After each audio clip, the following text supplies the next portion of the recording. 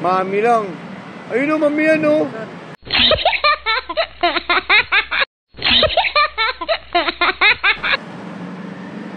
Ayun o. Ayun pa na eh.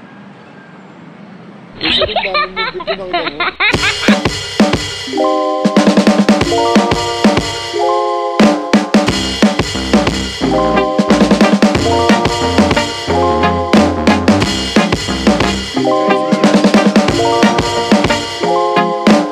Yun guys, Ortigas Technopoint. Yan, dito ako sa loob. At talagang dito siya sa loob ng Technopoint. Nagpakatid si Madam. And Technopoint. Yan, sa loob mismo. Kaya yun, yun natin kung malakas ngayon. Nakalogo pa tayo ng TTMD. Pero papalitan ko na rin ito maya-maya. Hindi ko na ilagay dun sa 4 logos ko eh. Okay, yan, panabas na tayo ng Technopoint. Galing no, dapat mga techno to, yung mga U-Wave sound yun, diba? Techno ha. Parang mga cyberpunk ang datingan ng techno. Okay. Ito, may ticket pero walang bayad. There.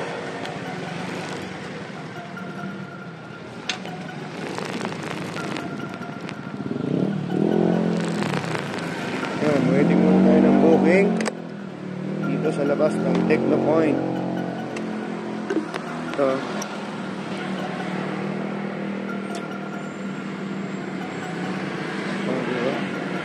Upper deck.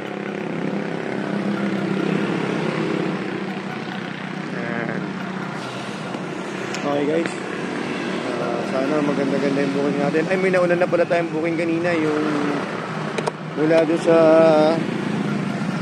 amin, mula doon sa amin sa Elma Building, papunta ng Mandaluyong, dito sa may Ibex. Ito naman siya. Ito tayo kahabaan ng Julia Vargas. Ayan. Okay, mamaya ulit. At palitan natin yung logo kasi nakaano yan sa opisina namin. TTMD, Traffic and Transport Management Department of Quezon City. Doon tayo sa umaga, movie tayo sa gabi. And grind lang ng grind hanggang sa yumaman tayo. Wala naman sinong sigurong gustong laging mahirap. Hindi naman mahirap, pero mas maganda pa rin yung dual job. Mahalin yung trabaho sa umaga, mahalin yung trabaho sa gabi, at mahalin yung sarili. Okay? Wala pa pala tayo nakalagay na moto. Mamaya maglalagay tayo ng moto.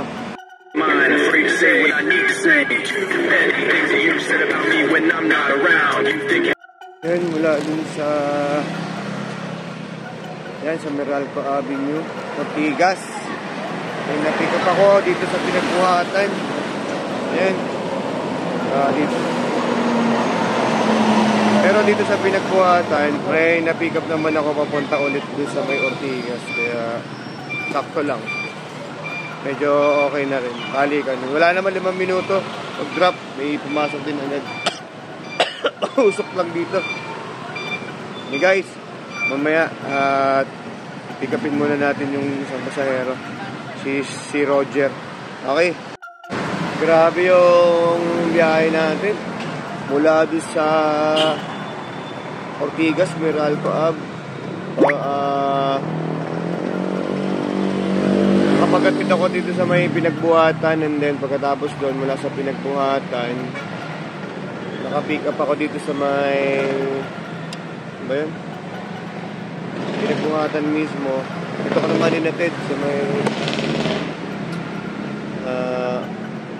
Ortigas, Cainta. Bali parang inikot ko yun, Highway 2000. Tapos diretso sa may P.O. Campo ba yun? Basta Taytay Rizal siya eh. Isang mahabang kalsada na nilabas ko na dito na sa Cainta, Ortigas.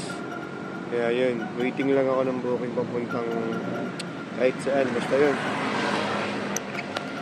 Dito ko binaba yung pasahero ko.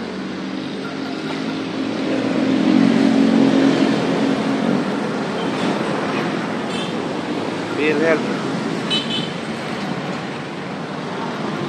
Kainta lang din siya. Ano to? Owning grounds. Owning grounds. Waiting guys sa booking at nakakaapat na booking na tayo. Okay guys, dalawang cashless at dalawang cash. Okay, kaya yun, waiting at habang nag-wait tayo, music muna tayo.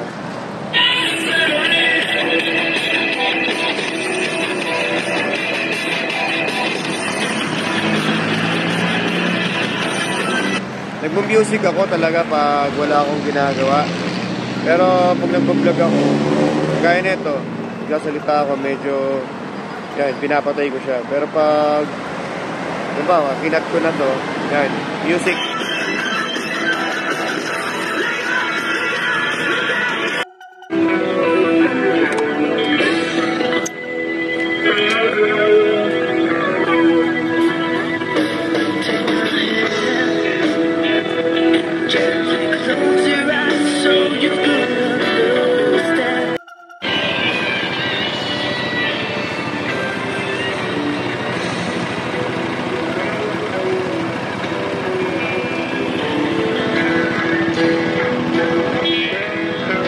Panggaan pala yun, boy.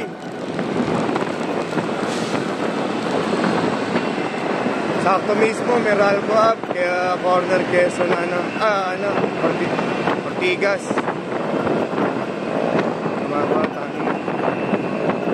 Mga ano lang pala, truck, saka SUV yata yun. Yun na nga, guys, kanina, mula dun sa Kainta, may naisakay ako papunta rito sa may Deka, yung sa may Deka Homes doon sa may Pasig, and then mula doon sa Deka Homes yung parang Riverside or Country Riverside ba yun? Basta ganun. May na-pick up naman ako papunta doon. Dito ko naman dinala sa may Halcon, sa may Mandaluyong. Yan dito. Tataka ako. 130 yung papunta rito. 130 plus.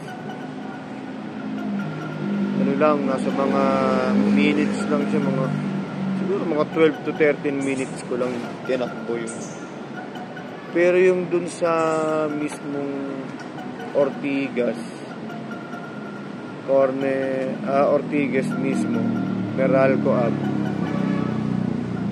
hanggang Pinagbuhatan 126 lang. Kaya Layo nun, halos 30 minutos kung tinakbo. Pero nung dito lang sa Kainta hanggang dito 130 13 minutes lang. Minsan parang nakakapagtaka rin yung rating, yung nila, yung pagpe-presyo nila sa mga lugar, diba? Layo hanggang Pinagbuhatan, dami pang traffic na dinaanan. Siguro kaya mahaba dahil siguro dun sa traffic. Pero yun lang. Sige na, adjust. Tapos yun nga, yung kanina nung papunta kami rito sa Halcon, dito sa may Ortigas corner, Meralco Ave, mismo doon yung hiwalay papuntang Meralco Ave. May banggaan pa po siya, truck. Grabe yung truck. Wala, kulit ng mas ni Kuya. May mas nun. Grabe yun.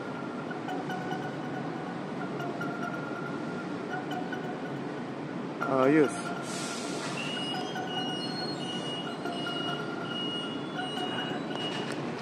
Salcedo. Kunin ko kaya. Kunin ko. Nakita mo tong subdivision na to. Itong subdivision dito sa may bandang Balaraba to. Pato. Sa may ayan, Opel. 4 shades.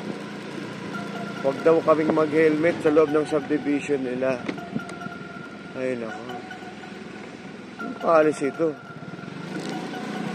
Huwag mag-helmet sa loob ng subdivision. Paano kung dito ako ma-aksidente? Diba? Pumalo yung ulo ko sa semento. Diba? Ang rason nila, sagot naman daw nila pag na-aksidente ka. Kasi policy daw nila. Antayin mo pa ba yun? Siyempre mas maganda, safe yung ulo mo, diba? Ay, nako. Ang ano nga naman, oo. Subdivision ba to?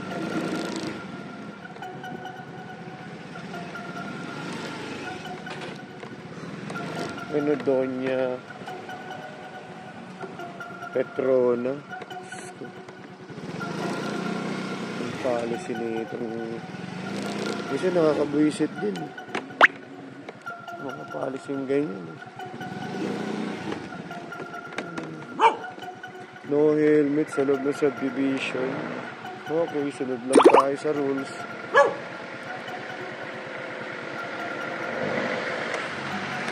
Nakakaboysin eh, oh.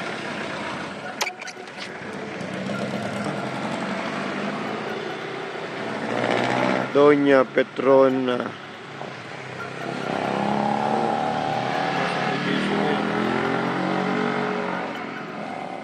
Yan, alang dito sa may Nabaliches na to eh. Yan, oh.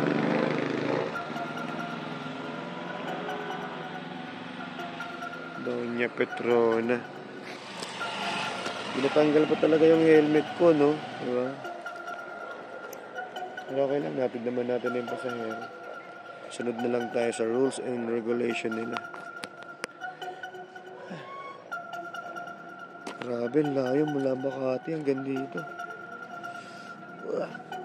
Sakit ng puwit ko, tsaka sakit ng puwit ni Kuya. Tagtag kami to the max eh. Doon pa lang sa Katipunan. Saka sa may White Plains. Dire-diretso yun hanggang papuntang Katipunan. Lintik yung daanan doon, di ba?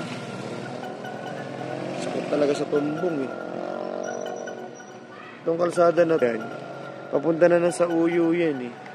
Pag dinaretso mo yan, dire-diretso yun sa Uyo eh. Yan oh. Sa Uyo na yan, sa Uyo Road na yan. Pero sakop pa rin yata ito ng Matandang Balar. Kaya yun, waiting tayo sa booking.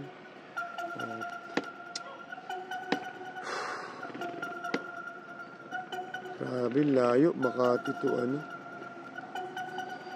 Ay, sige guys, tayo tayong booking. At yun na nga, nakita na naman. Movie Joyride, yan. Ito kami ngayon sa may FCM. O, ano sabi? Sa aero mo.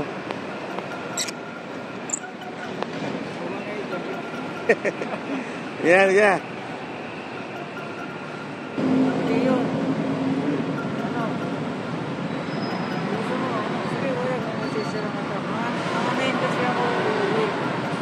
Umaga.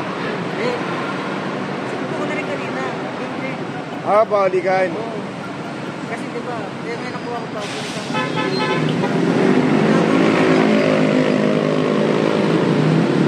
Galing. Ilan taong ganun? Kasi, okay lang. Ganun na rin ang bayad. Sinana ko naman ito na nakatawa. Sulit ang ilan, tatlong ride. Basta kami diba kasama. Angas. Okay na ba?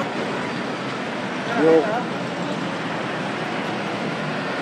Ayoko na, kumain ka na eh. Kain ako. Regalado. Wala. Mami lang. Ayun o, mami yan o. Saan?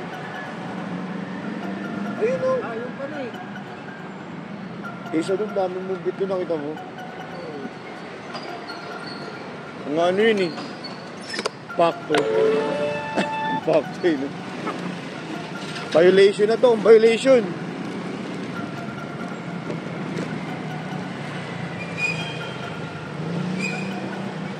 Ayun o, mami yan o.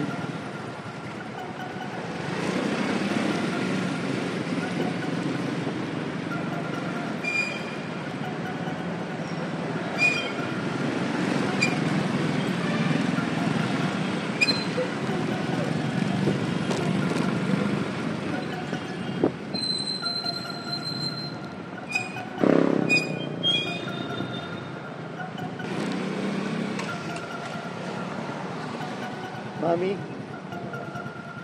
Ano doon? Oo, kuya.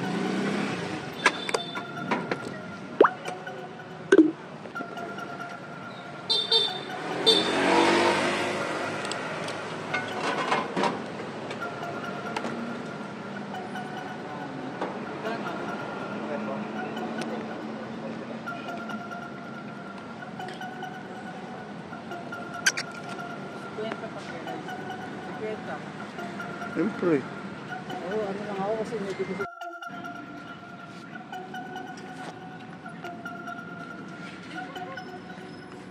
Sarap yung boy.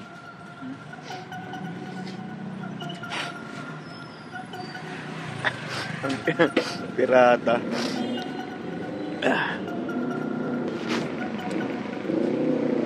Ayan. Ganda pa yan. Guys, uminom. Food trip.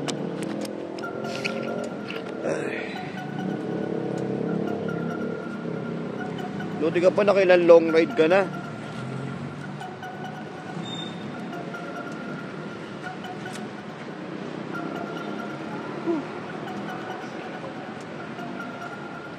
Ang hindi pa nakakainom ng tubig, nagbayad na. Wala. Alam mo, sa totoo lang, yung mga umu-order dito yung mga umu-order ng pares, mga ano yun, hindi nila alam yung ano, yung tinatawag na life hacking. Ha? Na, may tuturo ako sa'yo. Tara. Para yung iba ring manonood natin makakuha ng idea. Sa pag-order ng pares, tsaka mami.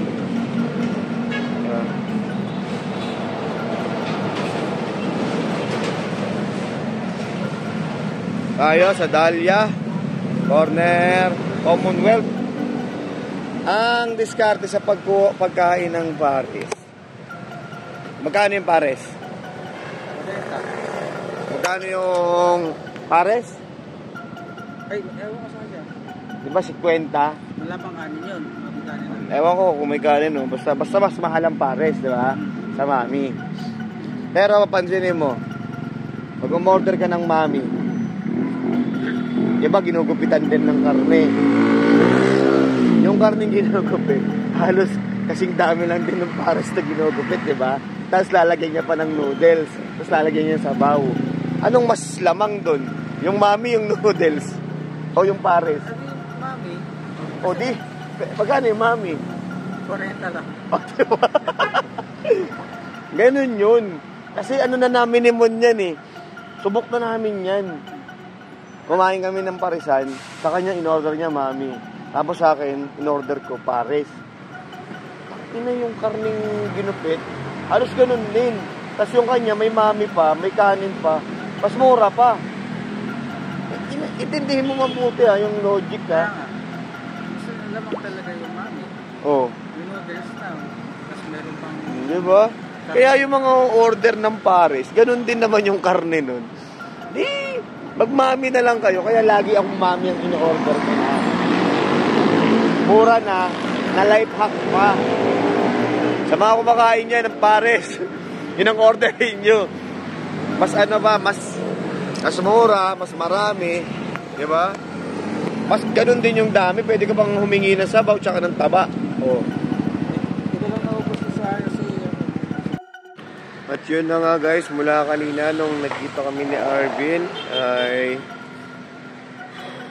dito mula doon sa sa Dahlia may naisakay ako. Dito ko dinala sa may Herbosa, Corner Velasquez. Doon, kaya medyo long ride yun. Mula doon sa Commonwealth to Tondo, diba? Commonwealth to Tondo. Dito na ako tumambay sa Retail Station 1. Yan. Dito na ako tumambay.